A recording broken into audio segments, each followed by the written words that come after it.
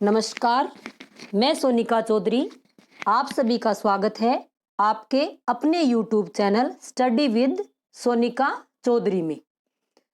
आज से हम एनसीईआरटी बुक्स की एक श्रृंखला प्रारंभ कर रहे हैं जो वन लाइनर क्वेश्चन के रूप में इस वीडियो में आप सभी को मिलेगी। यह वीडियो राजस्थान की सभी कंपटीशन एग्जाम के लिए उपयोगी है। इस चैनल पर सेकंड ग्रेड और फर्स्ट ग्रेड हिंदी के जो पाठ्य पुस्तक है कक्षा 9 से 12 उनकी प्रश्नों की एक श्रृंखला भी प्रारंभ की जा रही है। उसका भी डेली इस चैनल पर एक वीडियो डाला जाएगा। किस पे? स्टडी विद सोनिका चौधरी पे। और यह कक्षा 6 एनसीईआरटी सामाजिक विज्ञान। क्या, कब, कहाँ, कैसे, ये हमारा अध्याय नंबर प्रथम है। अब इस अध्याय की शुरुआत में ही पहली लाइन क्या आती है कि नर्मदा नदी का पता लगाओ। नर्मदा नदी का उद्गम अमरकंटक की पहाड़ियों से होता है। नर्मदा नदी का उद्गम कहाँ से होता है? अमरकंटक की पहाड़ियों से। नर्मदा नदी मध्य भारत की नदी है। वह उपमहाद्वीप की 5वीं सबसे लंबी नदी है। नर्मदा मध्य प्रदेश और गुजरात में बहती है। जो नर्मदा नदी है वो कहाँ बहती है? मध्य प्रदेश और गुजरात में। और उपमहाद्वीप की ये कौन सी नदी है? 5वीं सबसे लंबी नदी है। भारत के उत्तर पश्चिम में सुलेमान व किरथर की पहाड़ियां है। जैसे ये भारत का मैप है तो ये भारत की इस साइड में उत्तर पश्चिम साइड में कौन सी पहाड़ियां हैं? सुलेमान व किरथर की पहाड़ियां स्थित है। सुलेमान व किरथर की पहाड़ियों में 8000 वर्ष पूर्व गेहूं जौ उपजाना प्रारंभ किया गया था। भेड़ बकरी गाय पालन शुरू किया गया था। भारत के उत्तर पूर्व भाग में गारो तथा मध्य में विंध्य पहाड़ियां है। जो भारत का ये उत्तर पूर्वी भाग है यहाँ किसकी पहाड़ियां हैं? गारो की पहाड़ियां हैं। और मध्य में किसकी है? विंध्य की पहाड़ियां स्थित है। अब ये गारो पर्वत भारत के मेघालय राज्य में छोटे छोटे पहाड़ों की श्रेणी है। जो गारो पर्वत क्या है? मेघालय में छोटे छोटे पहाड़ों की श्रेणी है। इसी में मेघालय की राजधानी शिलोंग स्थित है। मेघालय की राजधानी का क्या नाम है? शिलोंग है। और यह कौन से पहाड़ों में स्थित है? गारो के पहाड़ों में यह स्थित है। विंध्य पहाड़ियां भारत के उत्तरी व दक्षिणी भाग का विभाजन करती है। जो विंध्य की पहाड़ियां है वो भारत के क्या है? एकदम बीच में है। तो यह भारत को किस में बांटती है? उत्तरी और दक्षिणी भाग में विभाजित करती है। सबसे पहले चावल।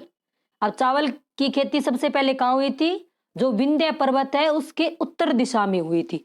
जैसे ये विंध्य पर्वत है तो ये इसके उत्तर दिशा में यहाँ किसकी खेती की गई थी? चावल की खेती की गई थी।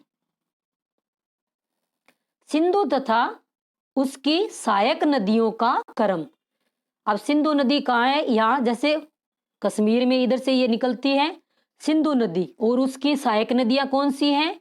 झेलम, चेनाब, रावी, व्यास तथा सतलज। ये किसकी सहायक नदियां हैं? सिंधु की सहायक नदियां हैं। 4700 वर्ष पूर्व सिंधु व उसकी सहायक नदियों के किनारे आरंभिक नगरों का विकास हुआ था। यानी सिंधु और उसकी सहायक नदियों के किनारे आरंभिक नगरों का विकास हुआ था। कब हुआ था? 4700 वर्ष पूर्व हुआ था। गंगा व उसकी सहायक नदियों के किनारे तथा समुद्री तटवर्ती इलाकों में नगरों का विकास लगभग 2500 वर्ष पूर्व हुआ था। गंगा व उनकी जो सहायक नदियां थी उनके जो समुद्री तटवर्ती इलाके थे वहां कब हो गया था? 2500 वर्ष पूर्व नगरों का विकास होना प्रारंभ हो गया था। गंगा व उसकी सहायक नदी सोन के आसपास का क्षेत्र प्राचीन काल में मगध, वर्तमान बिहार के नाम से जाना जाता था। यानी जो मगध था वो किस नदियों के किनारे था? गंगा व उसकी सहायक नदी सोन के किनारे। दक्षिण एशिया में आधुनिक भारत, पाकिस्तान, नेपाल, भूटान और श्रीलंका शामिल है। इंडिया शब्द इंडस से निकला है। इंडिया शब्द किससे निकला है? इंडस से, जिसे संस्कृत में सिंधु कहा जाता है। इंडिया शब्द इंडस से निकला है और संस्कृत में इसको क्या कहा जाता है? सिंधु। फिर बाद में ये सिंधु से होता होता क्या हो गया था? हिंदू, और फिर हिंदुस्तान नाम हो गया था। भारत नाम का प्रयोग उत्तर पश्चिम में रहने वाले लोगों के एक समूह के रूप में किया जाता था। जो भारत का नाम किस, भरत नाम के एक राजा के नाम पे ये रखा गया था। तो जो ये भरत है, इसका नाम का प्रयोग कहाँ होता था? उत्तर पश्चिम में रहने वाले लोगों के एक समूह में इसका प्रयोग होता था। और इस भरत नाम का उल्लेख ऋग्वेद में भी मिलता है। पांडुलिपियां। अब पांडुलिपियां प्राय ताड़पत्रों या हिमालय के क्षेत्र में उगने वाले भुर्ज, कौन सा वृक्ष है? भुर्ज नामक पेड़ की छाल से विशेष तरीके से बनाए तैयार भोजपत्र पर लिखी जाती थी। यानी विशेष प्रकार का एक कागज या भोजपत्र तैयार किया जाता था और उस पे क्या लिखी जाती थी? पांडुलिपि लिखी जाती थी। अशोक 2250 वर्ष पूर्व अभिलेख अफगानिस्तान के कंधार में मिला है, जो अशोक का है। एक जो मौर्य सम्राट अशोक थे, उनका एक अभिलेख मिला है। कहां से मिला है? कांधार से। और कांधार कहाँ है? अफगानिस्तान में। और कितने वर्ष पुराना है? 2250 वर्ष यह पुराना है। जो कंधार से अभिलेख मिला है द्विभाषी है। कैसा है? द्विभाषी अभिलेख है। यह यूनानी व अरामाइक नामक लिपियों व भाषा में लिखा गया है। जो कांधार से सम्राट अशोक का अभिलेख मिला है वह कैसा है? द्विभाषी अभिलेख है। उसमें यूनानी व अरामाइक लिपि का प्रयोग किया गया है। अगर आपको वीडियो अच्छा लग रहा है तो लाइक करें, शेयर करें और चैनल को सब्सक्राइब करें। और पास में जो एक घंटी दिखाई दे रही है उसको भी दबाएं, ताकि आने वाले वीडियो का नोटिफिकेशन आप सभी को मिलता रहे। अब महत्वपूर्ण तिथियां। खेती का आरंभ 8000 वर्ष पूर्व, यानी कृषि करना मानव ने कब प्रारंभ कर लिया था? 8000 वर्ष पूर्व। सिंधु सभ्यता के प्रथम नगर 4700 वर्ष पूर्व अस्तित्व में आए थे। गंगा घाटी के नगर मगध का बड़ा राज्य 2500 वर्ष पूर्व था। जो मगध किस नदियों के किनारे हैं? गंगा व सोन नदी के किनारे हैं। और यह अस्तित्व में कब आया था? 2500 वर्ष पूर्व। अब इस पाठ के क्वेश्चन आंसर हैं।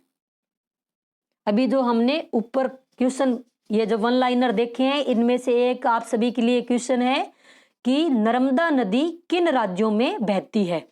और इसका आंसर आप कमेंट बॉक्स में जरूर दें।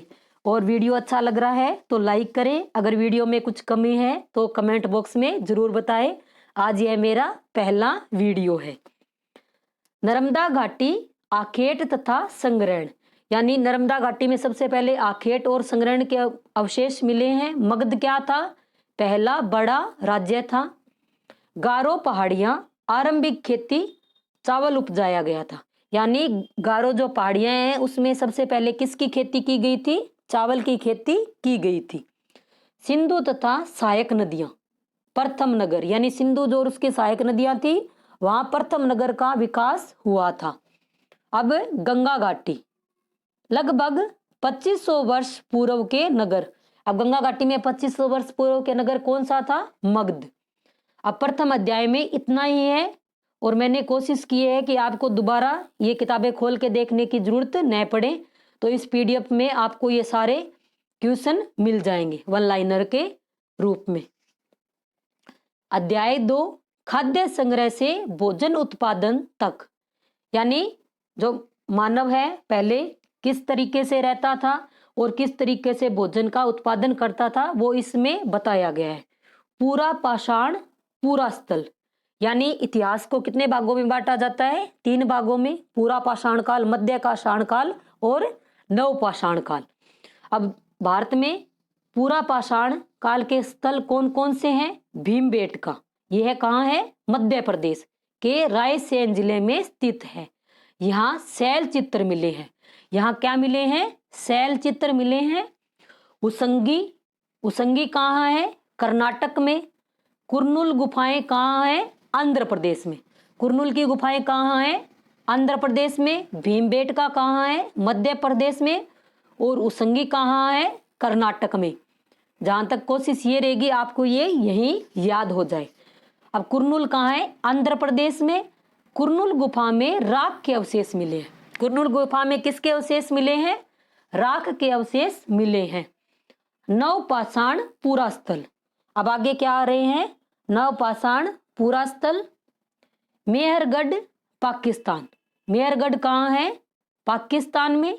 बुर्ज होम कहाँ है? जम्मू और कश्मीर में। जो एक महागढ़ा क्षेत्र है वो कहाँ है? उत्तर प्रदेश में। महागढ़ा कहाँ है? उत्तर प्रदेश। कोल्डी हवा कहाँ है? उत्तर प्रदेश। चिरांद बिहार में। हल्लूर कर्नाटक में। पेयमपल्ली केरल में। और दार्जिली हेडिंग कहाँ है? असम में। ये क्या है? नवपाषाण पूरा स्थल है। बुर्ज होम कहाँ है? जम्मू और कश्मीर में। महापाषाण पूरा स्थल, अब ये कौन से आ गए? महापाषाण पूरा स्थल। ये कौन से है? आदि चन्नूर तमिलनाडु। आदि चन्नूर कहाँ है? तमिलनाडु में। ब्रह्मगिरी कहाँ है? महाराष्ट्र में। ये 2 स्थल है जो महापाषाण काल से संबंधित है। अब आरंभिक गांव कौन सा है? इनाम गांव, और इनाम गांव कहाँ है? महाराष्ट्र में स्थित है।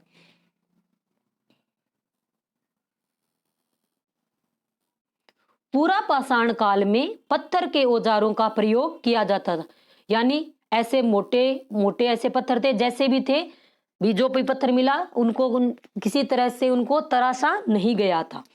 अब मध्यकाल में मेसोलिथ पाषाण के औजारों का प्रयोग होता था, इनको माइकोलिथ कहा जाता था।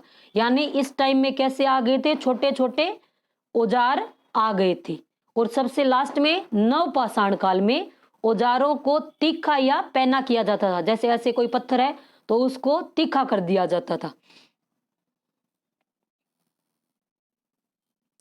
मानव ने सबसे पहले जिस जंगली जानवर को पालतू बनाया वह कुत्ते का जंगली पूर्वज था। यानी मानव ने सबसे पहले किसको पालतू बनाया था? कुत्ते को। और कुत्ते का वो कौन था? जंगली पूर्वज। तो जब पहले सबसे पहले मानव भी खुद कहाँ रहता था? जंगल में रहता था। तो जंगल में किसको पालतू बनाया था? जंगली कुत्ते को पालतू बनाया था। मानव ने स्थायी रूप से बसने की शुरुआत 12,000 साल पहले की थी। यानी मानव ने स्थायी रूप से बसने की शुरुआत कब की थी? 12,000 साल पहले की थी। बुर्ज होम कहाँ है? जम्मू और कश्मीर में। वर्तमान कश्मीर में लोग गड्ढे के नीचे घर बनाते थे, जिसे क्या कहा जाता था? गर्तवास कहा जाता था। तो जम्मू और कश्मीर में सर्दी कितनी पड़ती है और पारा माइनस से भी नीचे चला जाता है। अब मेहरगढ़ पाकिस्तान, मेहरगढ़ कहाँ है? पाकिस्तान में सबसे पहले जौ और गेहूं की खेती की गई थी। मेहरगढ़ पाकिस्तान में सबसे पहले किसकी खेती की गई थी? जौ और गेहूं की खेती की गई थी, और भेड़ बकरी को भी पाला गया था। मेहरगढ़ में हिरण व सुअर की हड्डियां मिली है। यह लाइन इंपॉर्टेंट है कि मेहरगढ़ में किसकी हड्डियां मिली थी? सुअर और हिरण की हड्डियां मिली थी। नेक्स्ट है मेहरगढ़ में चौकोर और आयताकार घरों के अवशेष मिले हैं। मेहरगढ़ है जो पाकिस्तान में, वहां कैसे मिले हैं? ऐसे एकदम चौकोर और ऐसे आयताकार घरों के अवशेष मिले हैं। मेहरगढ़ कहाँ है? पाकिस्तान में। मेहरगढ़ में एक कब्र में एक शव के साथ एक बकरी को भी दफनाया गया था। यानी ये क्या हो गया? युगल शवादान। यानी युगल शवादान के अवशेष कहाँ से मिले हैं? मेहरगढ़ में। और एक शव के साथ किसको दफनाया गया है? एक बकरी को दफनाया गया है। नवपाषाण युग का प्रसिद्ध पूरा स्थल चत्ताल हयूक तुर्की में है। जो नवपाषाण से संबंधित एक स्थल है, पूरा स्थल क्या है? उसका नाम चत्ताल हयूक। चत्ताल हयूक कहाँ है? तुर्की में है। चत्ताल हयूक में सीरिया से चकमक पत्थर, लाल सागर की कोडियां तथा भूमध्य सागर से क्या आती थी? सीपियां लाई जाती थी। अभी जो ऊपर पड़ा है उसमें आप सभी के लिए एक क्वेश्चन है कि मेहरगढ़ और कोल्डी हवा ये दोनों स्थल कहाँ है? इसके आंसर कमेंट बॉक्स में जरूर बताएं। महत्वपूर्ण तिथियां। मध्य पाषाण युग 12,000 से 10,000 साल पहले। बसने की प्रक्रिया कब आरंभ हो गई थी? 12,000 साल पहले। नवपाषाण युग का आरंभ 10,000 साल पहले। यानी नवपाषाण युग का आरंभ कब हुआ था? 10,000 साल पहले हुआ था। मेहरगढ़ पाकिस्तान में बस्ती का आरंभ 8,000 साल पहले हो गया था। यानी मेहरगढ़ जो पाकिस्तान में है वहां बस्ती का आरंभ कब हो गया था? 18,000 साल पहले प्रारंभ हो गया था।